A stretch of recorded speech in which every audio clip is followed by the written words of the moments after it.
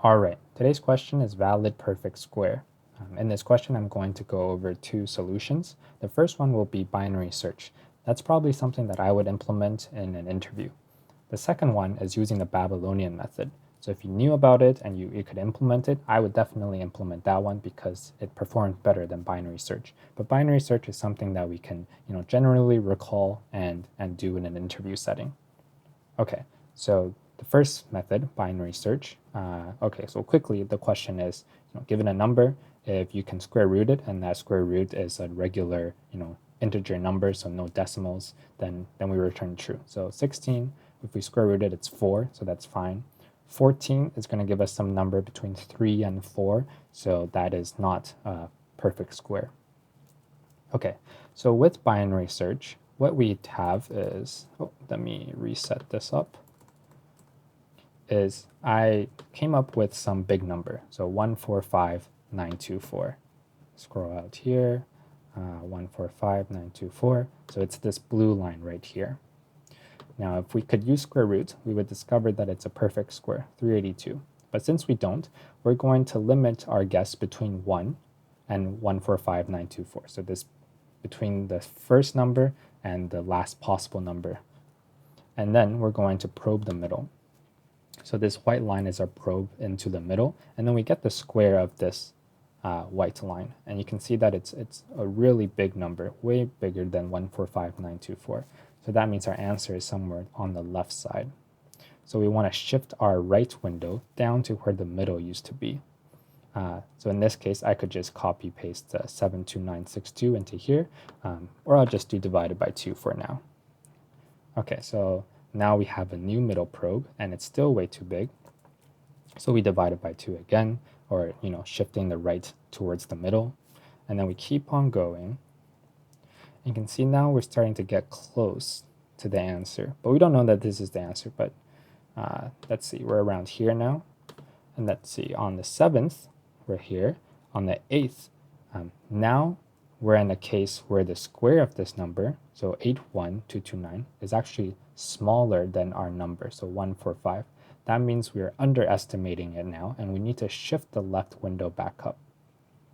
So what we'll do is, this is our middle probe, so we'll shift the left window up to the middle. So here will be 286. And you can see now our middle probe is a little bit closer to the answer. And like that, our middle is just going to keep jumping around here until we finally get to this middle answer. So binary search is O of log n solution. So you can see here, if we take the log of this number, 145924, that means in roughly 17 iterations, we'll keep jumping back and forth and we'll hit this middle line. Or I mean, at worst, 17 iterations. We'll definitely find our answer. Okay, let's try coding this out. So here we'll have our left window and our right window. And while left is less than or equal to right, we will probe the middle. There's our probe into the middle, and now we want to square it. Okay, so we've squared it. We want to test if square is equal to num, then we're done. We found our answer. Otherwise, if square is greater than num, we want to shift that right side down. Else, so that means we underestimated it, we want to shift that left side up until we find our exact answer. So if we start bouncing around, but we never found a number that equaled true, and then we get to the point where left is greater than right, then that means we can return false. We couldn't find our answer. Now the one thing I failed here is that I didn't check for integer overflow. So an integer can hold 32 bits. So for a signed integer, that means it can hold up to this number right here.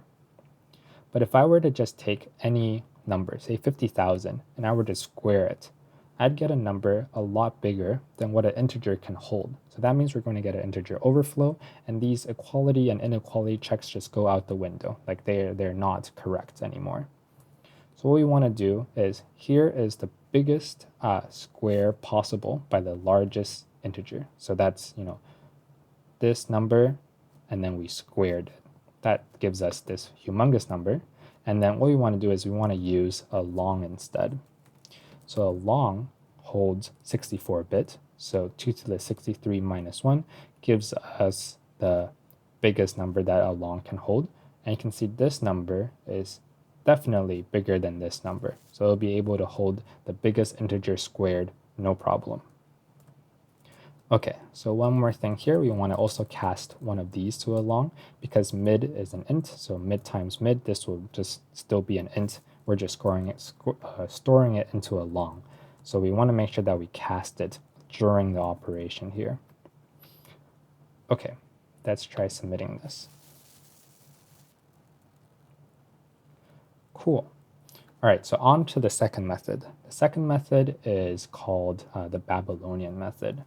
So the general, I'll leave a link for how to do it or why it works. It's on Wikipedia, but the general gist of it is that, let's see. The general gist of it is you take a guess for what your solution could be. So for a number like 145,924, usually a square root is around half the number of digits. So since this has 6 digits, we'll just take a guess that has 3 digits, and then we'll plus 1 to be safe. So let's say 1,000. So this will be our first guess. We'll just guess 1,000. And you can see if we do 1,000 squared, it's 1 million, and 1 million is much bigger than 145,000. So it's an overestimation, which is fine. Now the idea behind the Babylonian method is if you have this number, and you have this number, so 145,924, divided by this number, we're going to get an underestimation. So think about it like in regular numbers. Let's say our number is 16, and our first guess happens to be 8. So 8 is an overestimation because 8 squared is 64, but you know that if we take 16 divided by 8, that's 2. This is an underestimation. So our goal is to find the average between those two. So we have 1,000 plus this, and then we'll take the average, so 1 over 2. Okay, so there is our average, and that's our next guess. Our next guess, so we started out with 1,000. Our next guess put us to 572. And let's see, if we were to do this again, we put in our next guess of 572. And 572 here. Now we're at 413, so a lot closer to 382. So let's repeat this again for 413. 413 and 413. Now this algorithm is guaranteed to converge. That means it will converge eventually at some number when we take this to infinity. But we can stop a lot earlier. We can stop when all the digits before the decimal point don't change anymore. So here is our 4th iteration, and then for our 5th iteration, we do 382, 382. And you can see here, we are already correct by this point, 382 and then 382. Okay, and you can also see now we've only guessed 1, 2, 3, 4, 5 iterations, versus in our binary search version, we were already on the 8th or the 9th iteration before we even got closer to starting to bounce around. So this converges a lot faster than the binary search. Okay, so let's try coding this out. So our first goal is we want to get a guess. So create a guess. So you want to figure out how many digits are in this number. So let's have digits equal to 0. And then this is how we'll find out the number of digits. So while temp does not equal to 0, we will divide it by 10 and digits plus plus. So you can imagine, let's say temp was 123. What will happen is we will divide it by 10. So that gives us 12.3. But then because this is an integer, this gets truncated. And now our digit equals 1. And then we will do 1, and then digit equals 2. And then at the very last, we will become 1 divided by 10, which is 0, and digit equals 3. So this gives us that this number has 3 digits. So our guess is going to have digits equals the digits divided by 2, so half the number of digits plus 1 to be safe, so that we have an overestimate. Okay, so now we want to convert this into our guess. So int guess equal to 1, and now we will just do 4, digits greater than equal to 0, digits minus minus, and then we can do guess times equal to 10. So that means, let's say digits was 3, we'd go 1, and now we go 1 times 10, which gives us 10, and then 10 times 10 gives us 100, 100 times 10 gives us 1,000. So this gives us our correct 4-digit guess at this point. Okay, so now we have our guess. So all that remains is to finally run the Babylonian method. So we have to keep track of the previous so that we know when to stop. And while previous does not equal to guess, what we want to do is we want to set the next guess. So guess will be equal to 0.5, so it's a float, times guess minus or plus num divided by guess. So again, guess is the overestimation, num divided by guess is the underestimation, and we're trying to get the middle of that. So that's the rough intuition for how this Babylonian method works.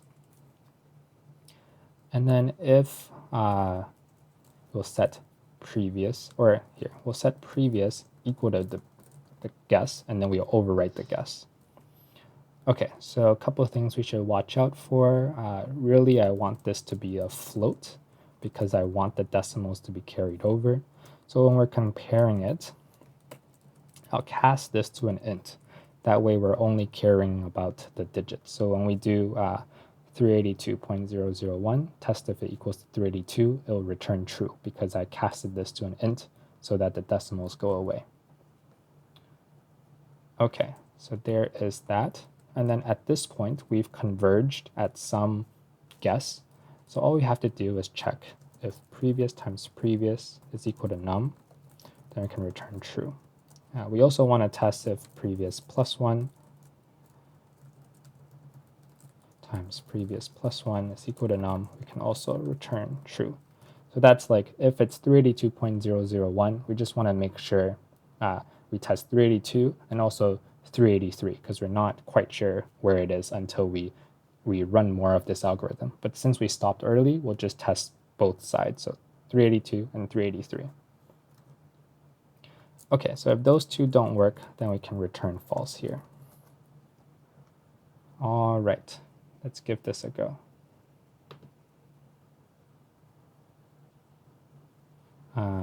Let's see, previous equals guess. Oh, okay, so we want to also cast this here. And all right, that's the 2 solutions I've got for you today, and I'll see you on the next one.